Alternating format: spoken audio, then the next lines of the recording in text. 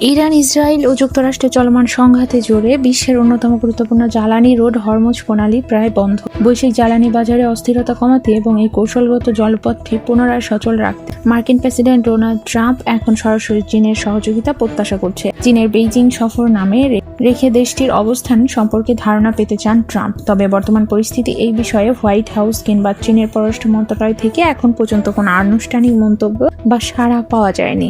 রোববার ফিনান্সিয়াল টাইমসকে দেওয়া এক সাক্ষাতে ট্রাম্প জানান, চীনের প্রয়োজনীয় তেলের 90% এই প্রণালী দিয়ে প্রবাহিত হয়। তার এই পথ নিরাপদ রাখা বেইজিং এর দায়িত্বের মধ্যে পড়ে। প্রয়োজনে নিজের চীন সফর পিছিয়ে দেওয়ার ইঙ্গিত দিয়েছে ট্রাম্পের মতে, যারা এই নৌপথের সুবিধাভোগী দেশ তাদের প্রত্যেকের একটি সুরক্ষিত রাখতে এগিয়ে আসা উচিত।